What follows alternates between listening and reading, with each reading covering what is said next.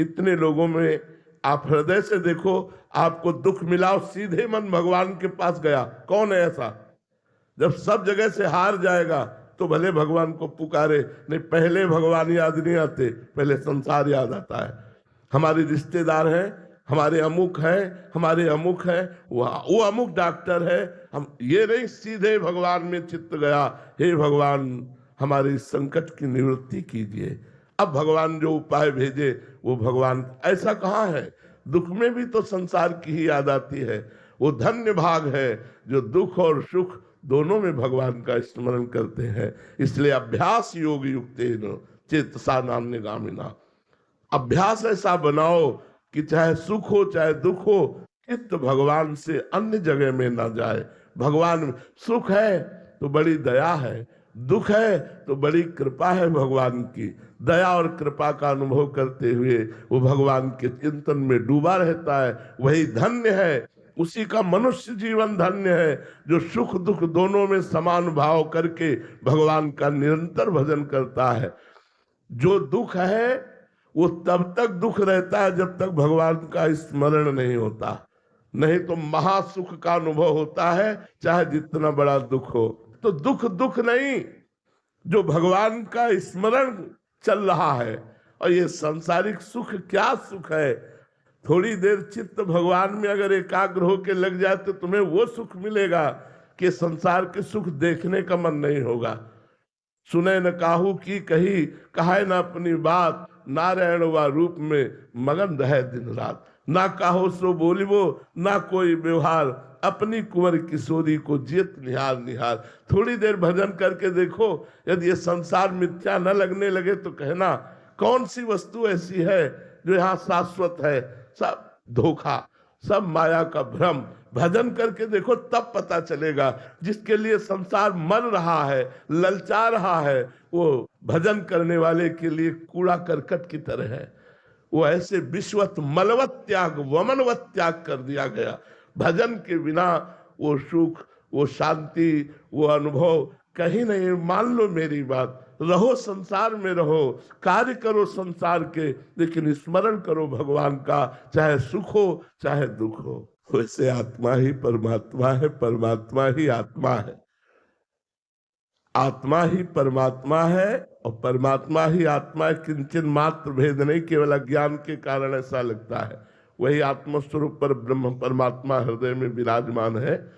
हाँ, अंतःकरण का भगवत भाव में भर जाना ही परमात्मा प्राप्ति है।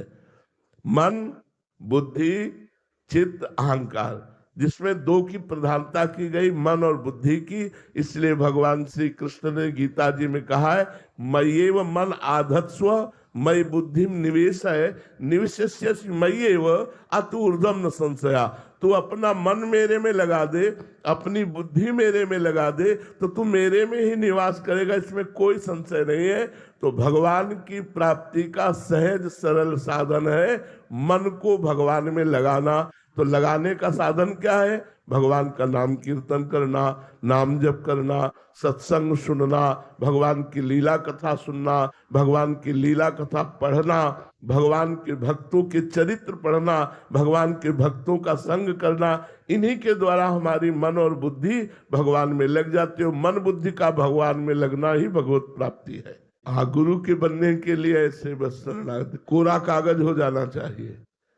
मैं कोरा कागज हूं, मेरे गुरुदेव जो इसमें लिख दे वही बात है। लेकिन प्रायः ऐसे लोग नहीं जाते, पूरी किताब भर के जाते हैं।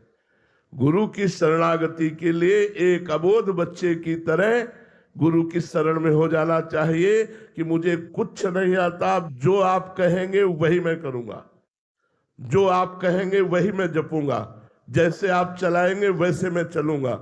ये शरणागति गुरु की यदि हो जाए तो वो बड़ा विज्ञ साधक हो सकता है, बड़ा प्रवीण साधक हो सकता है, बहुत ज्ञानी महात्मा हो सकता है। पर हम लोग गुरु की शरण में तो जाते हैं, लेकिन कोरा कागज बन के नहीं जाते। बहुत कुछ प्रपंच भर के जो ज्ञान अधूरा ज्ञान है वही हम गुरु के सामने वर्णन करने लगते हैं और उनकी बात काटने लगते हैं।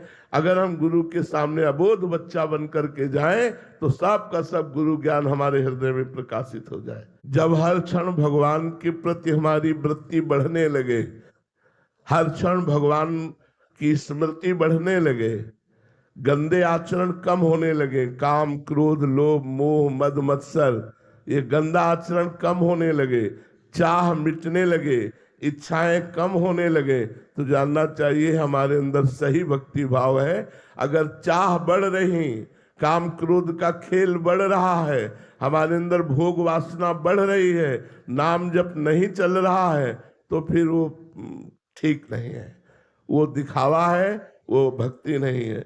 सही भक्ति का स्वरूप है षड विकार जित अनघ अकामा। षड विकार काम क्रोध लोभ मोह मद मत्सर, इन पर विजय प्राप्त हो, अनग सारे पाप नष्ट हो जाए, नवीन कोई पाप न हो, अकामा कोई कामना न रह जाए। अगर ये लक्षण है तो हमारी भक्ति बढ़ रही है, अगर ये लक्षण नहीं है तो अभी भक्ति में कहीं त्रुटि है, उसको संभालना चाहिए।